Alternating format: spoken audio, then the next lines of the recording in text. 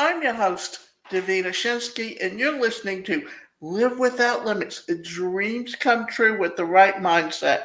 And today's presentation is titled Four Ways Being Raised by a Narcissistic Parent Can Affect You in Adulthood. Parent-child relationships can have a hint of drama, especially during the teenage phase.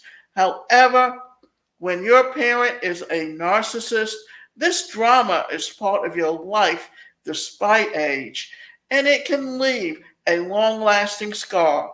Sadly, because this scar has been there your whole life, you may not even notice it unless you pay close attention. According to the Mayo Clinic, narcissistic personality disorder is a mental condition in which people have an inflated sense of their importance and are exploitative, belittle others, are manipulative, have a deep need for excessive attention and admiration, have troubled relationships, and lack empathy for others. The Diagnostic and Statistical Manual states that people with NPD will have at least 55% of the common narcissistic traits, which include entitlement, control, lack of empathy, and an extreme need for attention. Narcissistic parents view their children as an extension of themselves. To them, their children are another chance for the parents to accomplish all the things they didn't accomplish when they were younger. Doesn't that just sound exhausting? Well, there is more to it. This treatment affects the children even when they're adults. So, some of the effects that you might experience as an adult child, excuse me, let's say this again, be some of the effects that you might experience as an adult child of a narcissistic parent. So, four ways being raised by a narcissistic parent can, can affect you in adulthood. You experience difficulties establishing firm boundaries. Boundaries exist to regulate how the outside systems interact with us. They help us achieve happiness, productivity, and confidence because narcissistic parents are pros at disregarding boundaries from an early age. Their children have difficulties setting firm boundaries. This is because when they do so, their parents consistently disregard and brush aside these boundaries. Eventually, these children start believing that boundaries don't really serve a purpose, and they grow up to be adults who do not set firm boundaries and perpetually have people push their boundaries. You have difficulties communicating your thoughts and feelings. When you're raised by a narcissistic parent, you don't necessarily have room to express yourself assertively, especially if your thoughts and feelings differ from those of your parent. Expressing different thoughts can result in an angry outburst from your parent. Consequently, you become wary of how you express yourself just so that your opinions always concur with those of your parent. Unfortunately, this wariness persists even in adulthood, whether in a romantic relationship, work setting, or even with friends. You find it difficult to express your thoughts and feelings. You find yourself agreeing with anything and everything that others would have suggested because that is what you have been doing your whole life. So, three, you will be drawn to narcissistic partners. As we grow older, we use the relationships that we had when we were children and reference points for relationships. Subconsciously, we want to recreate those relationships because that is what we grew up with and that is what we know. As an adult child of a narcissistic parent, you will likely end up attracting or selecting partners who also have narcissistic tendencies because you are used to being loved in a narcissistic manner. This will result in toxic relationships with controlling partners.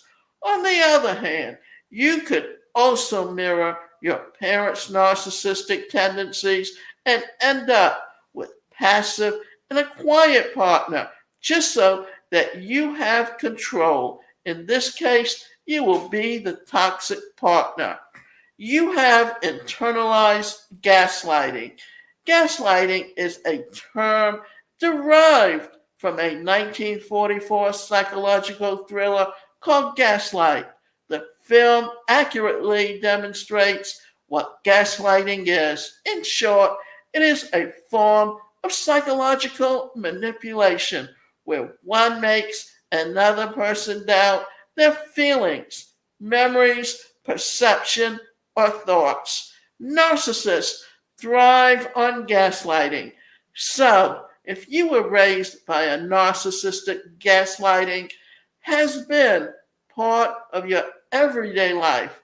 As a result, it becomes part of you and you internalize it.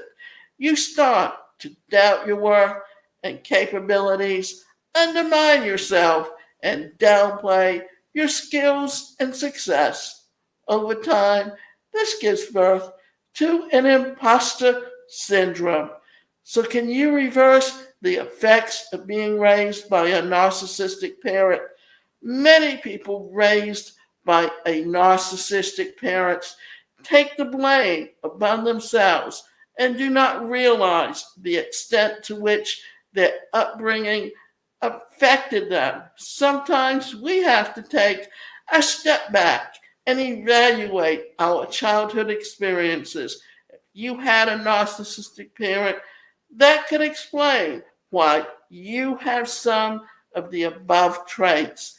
Now, you are aware of how an upbringing might have impacted you, and you can work towards getting the help that you need. You can just get over or reverse your childhood, but there are certain things that you can do to heal the wounds. The first step in doing so is understand that narcissism and its effects. This will help you recognize that traits about you which aren't your fault but products of your upbringing. Once you have this understanding, you can go on to seek therapy. Therapy can help you become aware of your past experiences, and your therapist can also guide you towards recovering from those experiences. Surrounding yourself with supportive and non judgmental people who understand your past is essential when going on this journey. So remember, your past doesn't always have to define you. The last thing I'm going to say is I really grew up in a very dysfunctional family, and I really believe that both of my parents were narcissistic because my father was physically abusive, my mother was verbally and emotionally abusive. And the sad part is that they basically grew up in a home themselves where it was very narcissistic. the thing is that what we don't realize that we have to break the cycle. And I know that there's certain reactions I have when I think about what happened to me early on in my childhood, because I also grew up with a disability. And because of that, I was not only being bullied at home, but I was also being bullied in the classroom. And there were no support systems to me. And I can remember being 12 years old and being forced to go to school crying and upset. And someone said to me, "Who hit you? I'll go beat him up for you." And I'm like, "My father." Well, back then, if you were being hit or abused, it was assumed that you were just a bad kid.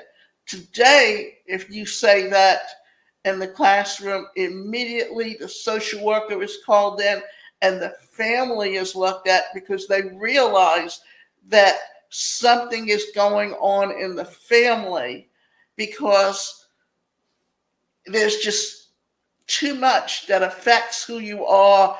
And if you have a good home life, when you go to school, you're going to behave appropriately. If you and vice versa. So things are looked at now in a much better way, and that's why we can talk about narcissism and how it affects adults and relationships, and how it affects children and their relationships. Now, I can tell you that there's two things that affected whether or not, as an adult, that I wanted to get married, simply because I grew up in a home where there was a lot of physical abuse, and I knew that there's no way that I was ever going to be with a man that was going to abuse me. I couldn't do anything about it when it was my father, but I sure as hell can do something about it when it's a partner. And then, because I grew up with a disability at a time when society didn't even recognize that its disability community even existed, then there just never seemed to be anything dealt with. It really wasn't until the late 70s and the 80s that things began to change, that people with disabilities were guaranteed the right to an education and the right to employment. And when you think about how those kind of relationships that happen as a child, it really affects who you are as an adult. And I think sometimes you can see that when someone gets in their head, how their thoughts about what happened to them really affects their physical appearance and the way they react in their body language.